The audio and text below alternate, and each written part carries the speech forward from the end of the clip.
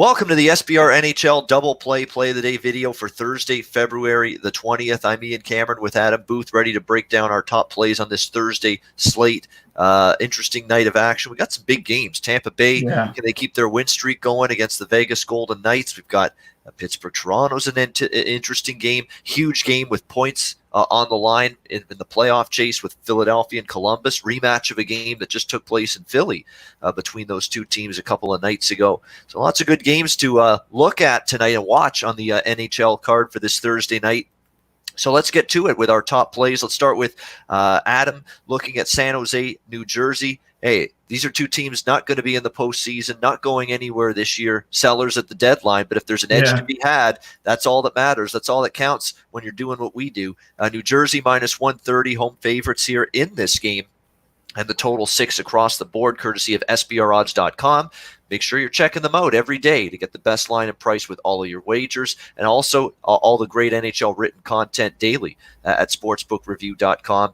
by visiting sbrvideo.com/NHL. The New Jersey Devils taking some money, and I would prefer that side as well. I mean, San Jose, and backing them doesn't really excite me. Backing them on the road even less excites me going into this game. You know, it's pick your poison a little bit. The one concern with New Jersey is they're trading everybody. They're shedding pretty much all their big-time players before the deadline. We've already seen Coleman traded. We've already seen Andy Green traded on the blue line. And you're sort of cutting into all the things I'm going to talk about here, Ian. defensively in this game. And Paul Palmieri's probably on his way out because they kept him out of the last game against St. Louis, or they were thinking of it. Actually, that was a fake tweet. I keep referencing that. It was a fake tweet. They didn't keep him out. But Kyle Palmieri's going to be basically traded before the deadline. I think that's pretty much a given. It's just a question of who's going to get him. The GM was quoted on Sunday as saying that he's not looking to make any more moves. Really? Interesting. Yeah. He said that after the Coleman trade.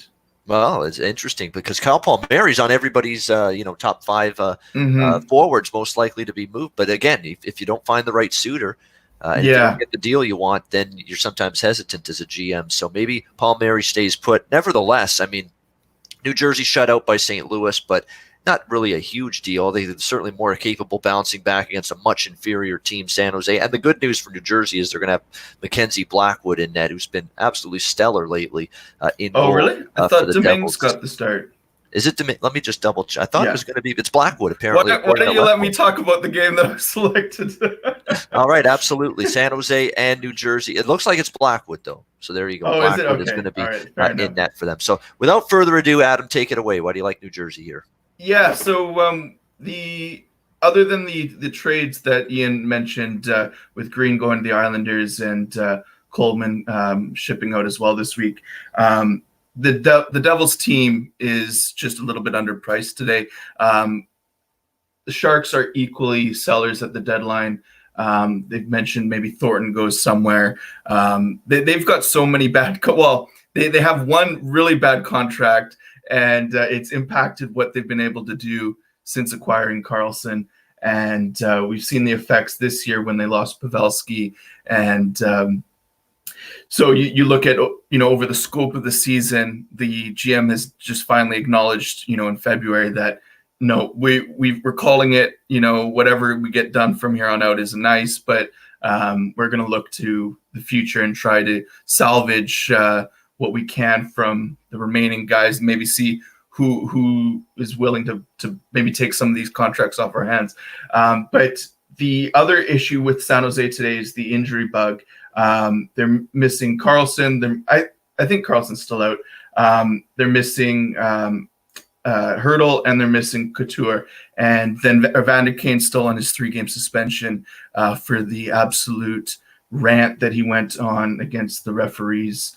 Who were they playing that game? It was a chicken wing elbow right to the back of the head of someone into the boards. Yeah, who was it? That was a suspension. Yeah, it was. Yeah, that's right. Yeah, and that is a penalty every day of the week. So I don't understand his beef there. Yeah, his frustrations weren't really warranted in regards to his play or his dirty hit. But I think that it was just a boiling over of where the team is at this year, given where they were last year. Well, I mean, this is only the second time in like 15 years the Sharks are going to be missing the playoffs. So you can see expectations really. Whereas with the Devils, their expectations were sank, 3 months ago into the year when they sank pretty quickly. Dealing Hall so early in December, and but since that Hall trade, the Devils are 12-10, and they're a little bit above 500 or 500. So they have a better record since the Hall trade than they do since getting rid of Hines. But as far as the on ice talent, I still put it with the Sharks.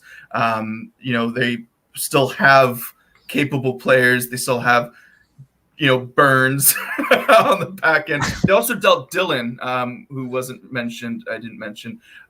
They dealt him, and he's been a steady guy, I guess, back there for them. But again, I don't credit that with too much of a loss. It's a game where whoever shows up more of the remaining players is going to win this game.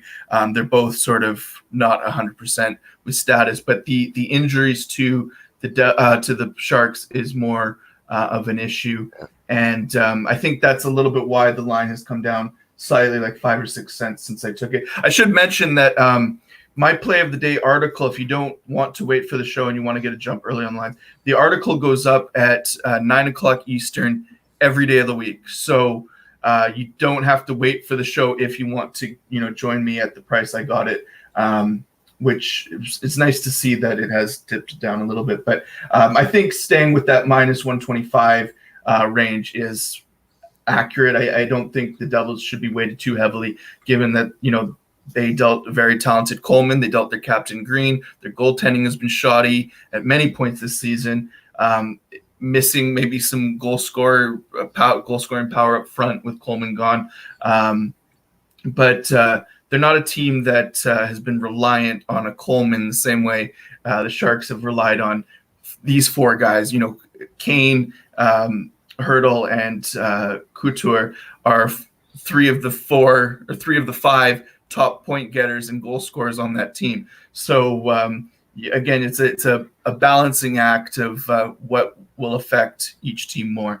But I have the Devils at 57% today, and so you can still find a little bit of value on that, even though it's dipped down. But I want to hear about your play, Ian. So another total. You've been good with the totals the last 2 days, the last two play of the days. So break it down. All right, so Adam likes New Jersey minus 120 against San Jose for his play. Yes, you're right. The totals have been good. We had Philly and the Jackets on Tuesday's show over 5.5, and it got the job done for me with the play of the day on Tuesday. I was tempted to come right back with that same bet tonight for play of the day. Actually, I have bet that Philly Columbus over again tonight, but I wanted to talk about something a little different. We want to give you something different to chew on, think about, a different kind of strategy, philosophy. So that's why I picked a different play. I like that one a lot too. Don't get me wrong, but I decided let's pick another game, something else to talk about. So I picked this one, Florida and Los Angeles, West Coast action here. Florida minus 135, road favorites,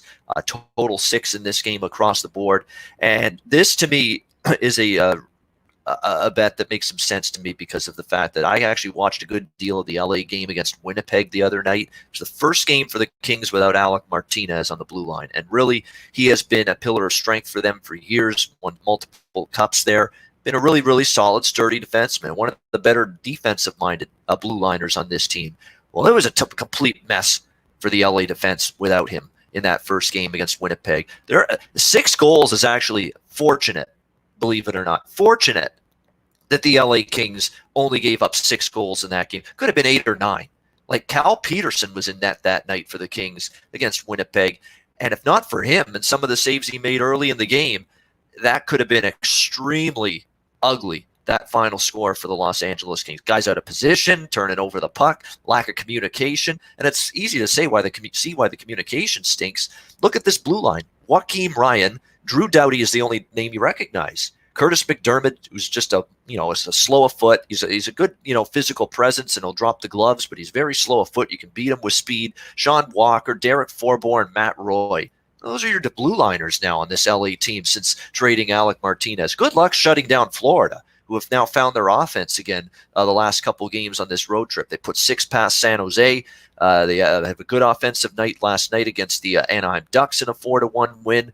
They've rediscovered their offense again. Remember, Florida entered this California 3-game road swing having a tough time suddenly putting the puck in the net. But that's reversed itself on this road trip. They've now scored, 10 goals in the 2 games so far on this road trip. This is going to be a challenge for this very, very shorthanded, depleted, young, inexperienced, and quite frankly, not that good Los Angeles Kings defense here tonight facing this Florida team. On the flip side, Florida on the second night of back-to-back games, I'm not in love with what I've seen still from their defensive play. It was much better last night. It was probably the best defensive game they've had in a while, giving up just the single goal to Anaheim. But you know what I always say about teams on the back-to-back, especially on the road, defense, that's where the mistakes start to happen, the mental mistakes, the physical mistakes start to happen more and more defensively in situations like that. And I think you'll see something similar to that here for this Florida Panthers team. They're still giving up too many shots. I mean, they've given up 28, 33, 32, 36 shots,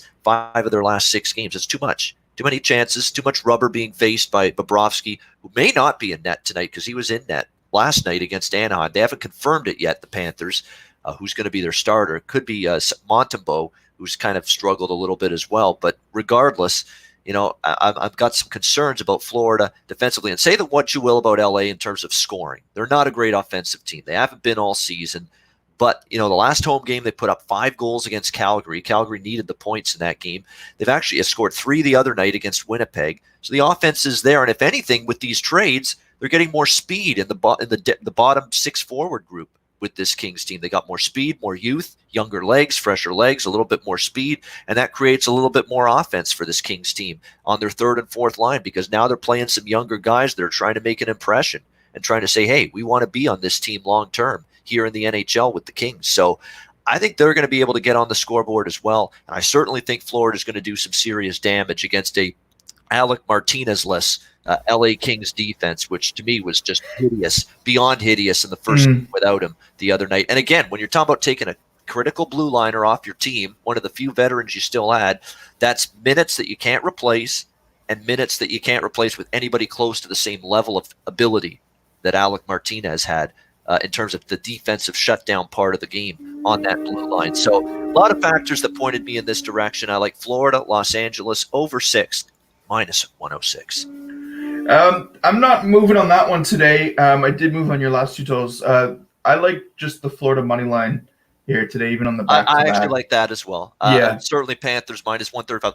Looks a little cheap. I know it's the second of back-to-back. Florida's actually one of the few teams in the NHL that has a really good record on the second night of back-to-back games. They've done very well in this situation. Let me bring it up, and then I'll let you expand on that point. But I wanted to bring that up. 8-4. Yeah, 8-4 second night of back-to-back. So pretty solid record in this spot. Right. I mean, it's more so with who they're facing on this back-to-back, though, for me, which is because Chicago was like 9-1 or something on back-to-backs headed into February, and I think they've lost 2 or 3, or I forget what their record is. We see it sort of change over the season, but my only point here is it's the Kings, and sorry, fucking wind. Actually, I don't even know if I can swear on this show. Maybe we can. Sorry, Nat or Alex or whoever's watching. It's all good. Anyway. But what I like is that, it's the Kings returning from, they've got quite the distance flying up to Winnipeg there for that game and all the way back down. So it's not like they've been home waiting for this game all week for, the Panthers on a back-to-back. And we've seen just back-to-backs not be issues for many good teams all season long. So, I do like the Florida. And what was I going to add? There's some, I forgot to write it down. It's eluded me now, Ian, but I guess we can wrap it up. That's all right. No, that happens to me all the time. Damn, what was I going to say? I can't think of it. Lost my train of thought, as Frank Costanza once said on an episode of Seinfeld. Yeah. Oh, man. It always sucks when that happens. It does. Because you think, you had something important to say, something meaningful, worthwhile for everyone. Oh, yeah. Here, I got it. There we go. You. See, well, you did the great co-host job of just talking until my memory came back. I was the cook. I was stirring the brain cells for you. There you go. Now you've thought of it again. All I was going to say was we've got several interesting games tonight with teams playing teams in rematches that they just recently played. With the Jackets, Philly, with Toronto, Pittsburgh. Both of those are literally they just was their last game. But even also with Vegas just played Tampa less than 2 weeks ago. I mentioned that in the other article, and there was one other one. Haven't circled it, but these are interesting spots where it's very easy to get stuck in. We'll see the same outcome, But so I mean, in one instance, I'm looking at the Jackets to take them again tonight.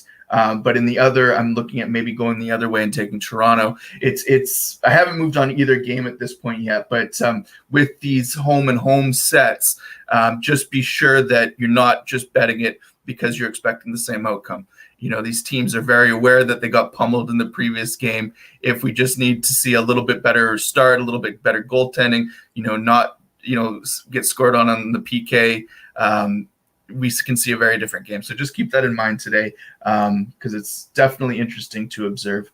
Yeah, and don't blindly bet revenge, in any sport. Oh, the team lost the meeting 2 nights ago. They're going to win this one. No, you've got to do your full handicapping procedure and process. And if it makes sense to back the team that lost the last game, do it. If it makes sense to back the team that won the last game, you can sweep the 2 games, you should be doing that. It all depends on your what your handicap tells you. And another thing before we sign off, we're now down to the last, 4 or 5 days before the trade deadline. If there's ever a time throughout this NHL betting season to tighten the belt a little bit and scale back and maybe not pepper the board, it's right now. Because teams are pulling guys and scratching guys at the last minute because of the possibility they might get traded in the next 24, 48 hours without, any sort of advance notice.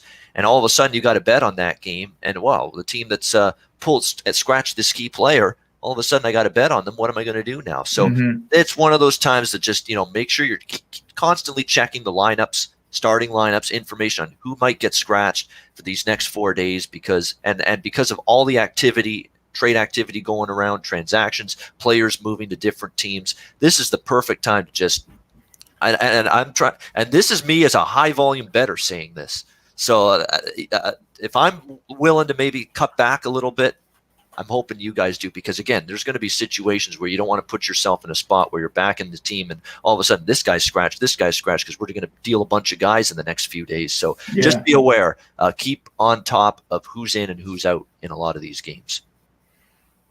I like it. All right. Good stuff, Adam. As always, New Jersey -120 against San Jose for Adam, and I'm on Florida, LA over 6 -106. That'll wrap up the play of the day video for this Thursday. We will be back Saturday, 10:15 a.m. Eastern time. Noon. We are noon. Okay. Yes. Yeah. It was just that one Saturday. Okay, noon so from now on. Yeah. Noon Eastern. All right. I will drill that into my head. So I'm here this Saturday. So poor Alex doesn't have to I'm going to get you to give me your phone minute. number just to give you a ring in the morning to make sure you're all right. If it's noon, I'll be there. All right, that was the issue. It was 10:15. I wasn't ready for last week, but noon Eastern, we'll be there Saturday, February 22nd for the next edition of the show. For Adam Booth, I'm Ian Cameron. Have a great Thursday night. Good luck with your wagers. We'll see you again Saturday for the play of the day.